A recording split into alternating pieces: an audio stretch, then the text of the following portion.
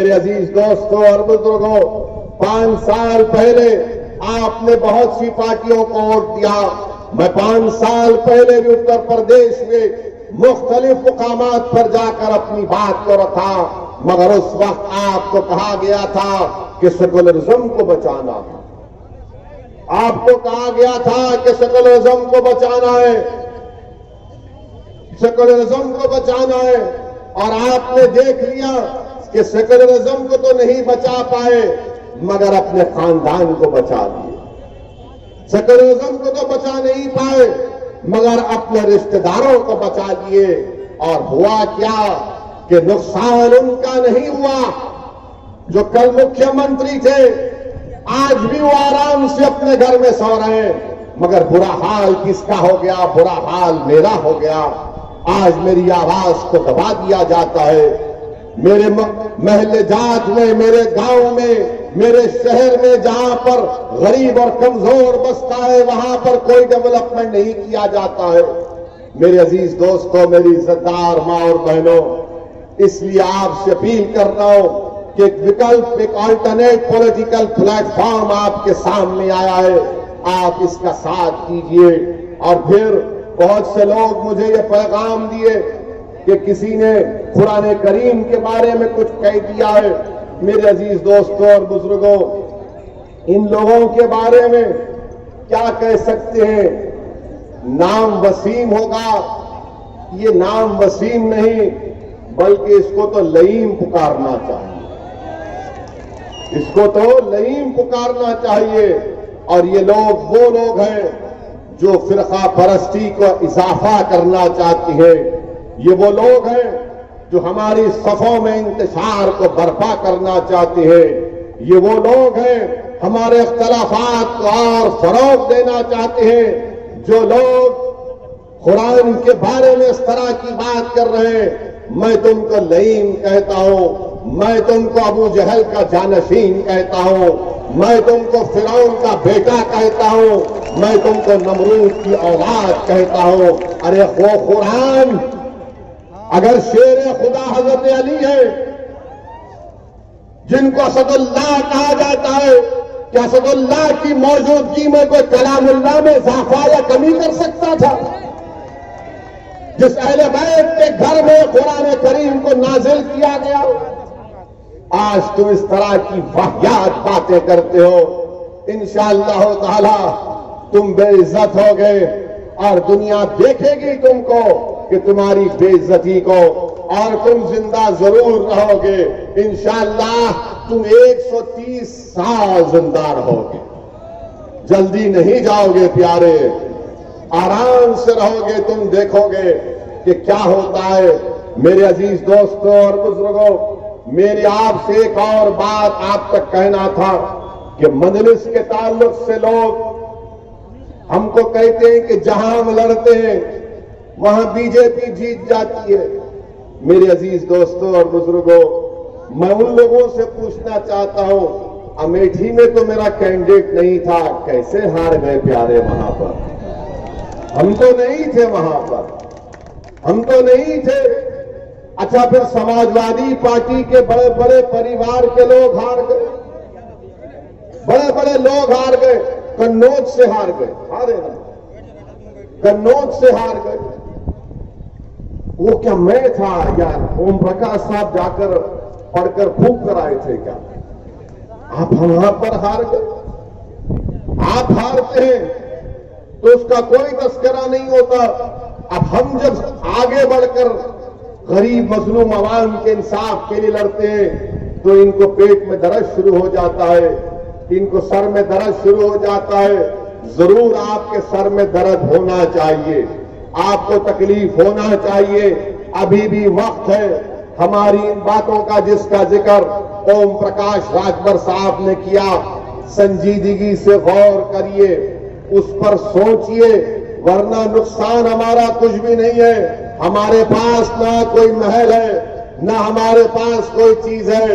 اگر پھر تم چلے گئے گمنامی کی وادیوں میں تو یاد رکھو جو تمہارا محل تمہارے پاس ہے وہ انشاءاللہ کہیں ویران نہ بن جائے، ورنہ دنیا دیکھ کر کہے گی کہ ہاں یہ کھنڈیر بتا رہا ہے کہ عمارت کسی زمانے میں شاندار تھی، اب ان کو سوچنا ہے کہ کیا اقدام کرنا ہے۔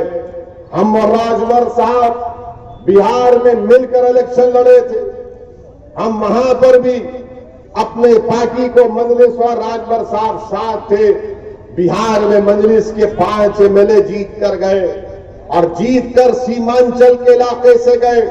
جس طرح آپ کے اترولا، جس طرح آپ کا یہ ضلع پسماندہ ہے اعتبار سے، اسی طرح سیمانچل کا علاقہ پسماندہ ہے، بیکورڈ ہے، مگر ہمارے 5 MLA جب بہار کی ویدھان سبھا میں جیت کر گئے تو وہاں پر جا کر انہوں نے گونگوں کی طرح بیٹھ کر، خاموش بیٹھ کر، جیسا کوئی مشاعرے میں بیٹھ کر شاعر کو سنتا ہے، ہم نے وہ کام نہیں کیا۔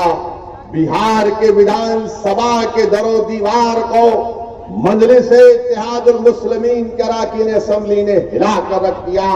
جس طرح اوم پرکاش راجبر صاحب نے اتر پردیش کی ویدھان سبھا کو کھڑے ہو کر بے خوف ہو کر عوام کے مسائل کو بیان کرتے ہیں، اسی طرح مجلس کے MLA بہار کی ویدھان سبھا میں ہر مسئلے کو اٹھاتے ہیں۔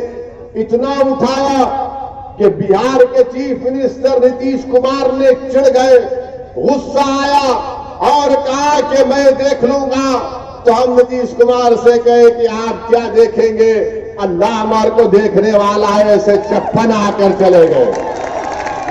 مگر بتانے کا مقصد یہ کہ آپ کے نمائندے اگر اس سنکلپ مورچہ کے تحت مجلس اور جناب راجبر صاحب کی پارٹی کے لوگ ایک بہت بڑی تعداد میں انشاءاللہ اب کامیاب ہو کر جائیں گے تو اتر پردیش کی ویدھان سبھا میں خاموش نہیں بیٹھیں گے۔ اترولا کے انصاف کے لیے ڈاکٹر منان لڑے گا، اترولا کے انصاف کے لیے ڈاکٹر منان جیتے گا، اترولا کے ڈیولپمنٹ کے لیے ڈاکٹر منان حکومت وقت سے اپنے مطالبات کو منوا لے گا۔ میرے عزیز دوستوں اور بزرگوں، یہ ہمارا اتحاد صرف آنے والے ویدھان سبھا الیکشن کے لیے نہیں ہے، بلکہ آنے والے ضلع پریشد کے الیکشن کے لیے بھی ہے۔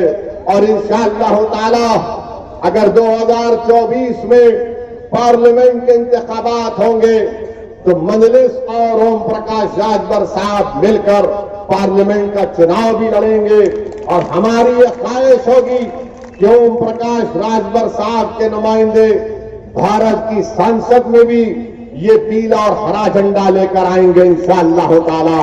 میرے عزیز دوستوں اور بزرگوں، آپ سے پھر سے اپیل کر رہا ہوں، گزارش کر رہا ہوں کہ اپنے کے ووٹ کا صحیح استعمال کریے۔ یہ جو سنکلپ مورچہ بنایا گیا ہے اس کی سرپرستی کریے، اس کے لیے دعا کریے، اس کو کامیاب کریے، ملک کے سمویدھان کو بچائیے۔ اتر پردیش میں یہ جو ناانصافی کا دور چل رہا ہے اس کا خاتمہ کریے۔ اتر پردیش کے چیف منسٹر کو بڑا غرور ہے کہ قیامت کبھی نہیں آئے گی، یوگی جی قیامت آئے گی انشاءاللہ تعالی۔ ایک سیاسی قیامت آئندہ سال آئے گی اور دنیا کی قیامت تو آنے والی ہے، وہ آپ کو سب کو معلوم، مگر ہم آج مل کر کام کریں گے۔ میں مانتا ہوں یہ کام آسان نہیں ہے، یہ کام بڑی مشکل کا کام ہے، مگر وہ انسانی کا انسان جو مشکل کام نہ کرے، اور ہم کو یہ مشکل کام کرنا ہے۔ اور مجھے یقین ہے کہ آپ کی دعاؤں کی وجہ سے انشاءاللہ تعالی، آپ کے ساتھ کی وجہ سے، شوکت صاحب کی قیادت میں جو اتر پردیش میں میرے تمام مجلس رفقا کام کر رہے ہیں ان کو آپ کامیاب اور کامران کریں گے۔ گجرات مجلس گئی اور گجرات میں مجلس نے احمد آباد میں بلدیہ کے انتخابات میں حصہ لیا، وہاں پر احمد آباد میں مجلس کے 7 اراکین بلدیہ کامیاب ہوئے، گودرا میں 7 جیتے، موڈاسا میں مجلس سب سے بڑی اپوزیشن پارٹی موڈاسا میں بنی، کانگریس کو ہمارے سے مجلس سے کم سیٹیں ملی۔ میرے عزیز دوستوں اور بزرگوں، میرے غیور نوجوانوں، میں تم سے کہہ رہا ہوں، نوجوانوں، میں تم سے مخاطب ہو کر کہہ رہا ہوں کہ آنے والا کل تمہارا ہے، آنے والا مستقبل نوجوانوں تمہارا ہے۔ نوجوانوں، اگر تم نہیں چاہتے کہ جس طرح تمہارے باپ دادا تکالیف کے دور سے گزرے، جس طرح ناانصافی تمہارے والد اور تمہارے دادا سے ہوئی، نوجوانوں میں تم سے مخاطب ہو کر کہہ رہا ہوں، یہ لڑائی تمہارے لیے، یہ لڑائی تمہارے روشن مستقبل کے لیے۔ اگر آج تم اس سنکلپ مورچے کا ساتھ نہیں دو گے تو کل اگر تمہارا دن خراب ہوگا، تمہارا مستقبل خراب ہوگا، تو اس کی ذمہ داری تم پر عائد ہوگی۔ نوجوانوں متحد ہو جاؤ۔ یقیناً اختلاف ہو سکتا ہے اور اختلاف فطری چیز ہے، مگر اختلاف اتنا نہیں بڑھنا چاہیے کہ ہم اپنے ہاتھوں سے اپنے مستقبل کو کچل کر رکھ دیں۔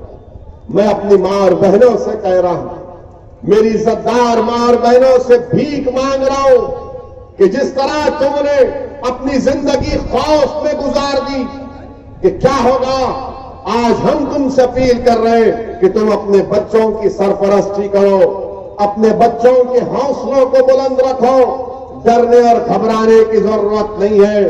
یقیناً یہ ڈر اور خوف کے ماحول کا خاتمہ ہوگا۔ میں اپنے بزرگوں سے اپیل کر رہا ہوں کہ آپ ہماری سرپرستی کریے۔ آپ نے بڑے مصائب اور مشکلات کے دور میں اپنی زندگی کو گزارا ہے۔ آپ نے اس ریاست میں بڑے بڑے واقعات قسم کے حادثات اور واقعات کو دیکھا۔ آپ نے بابری مسجد کی شہادت کو دیکھا، آپ نے فسادات کو دیکھا۔ میں اپنے بزرگوں سے التجا کر رہا ہوں کہ آپ مجھ جیسے دیوانے کی سرپرستی کرو، مجھے آپ گائیڈ کرو۔ اگر میں غلطی کرتا ہوں تو مجھے صحیح کرو۔ آپ میرا ہاتھ پکڑ کر اس اندھیری رات میں ایک روشنی کا مینار بن کر مجھے راستہ دکھاؤ۔ مجھے خوف نہیں ہے، میں آگ میں کودنے کو تیار ہوں، میں کھائی میں کودنے کو تیار ہوں۔ اس لیے تیار ہوں کہ میں چاہتا ہوں کہ مجھے حق ملے، ان بچوں کو ان کا روشن مستقبل ان کو ملے۔ میں چاہتا ہوں کہ ماؤں کو ان کی زندگی، اللہ جب تک ان کو زندہ رکھے گا، ان کی زندگی میں ان کے بچوں کو ان کا حق ملے، روشن مستقبل ملے، ہمارے بچوں کے لیے اسکول کا انتظام ہو، ظلم کا خاتمہ ہو۔ ارے اگر آج ضرورت ہے تو اسکول اور یونیورسٹی میں ہمیں اپنے بچوں کو بھرنے کی ضرورت ہے، مگر یہ حقیقت ہے کہ بجائے یونیورسٹی اور اسکولوں میں ہمارے بچے تعلیم حاصل کریں، ہم کو جیلوں میں ڈال کر ہماری جوانی کو سڑا دیا جاتا ہے۔ کون ہے پوچھنے والا؟ بتاؤ۔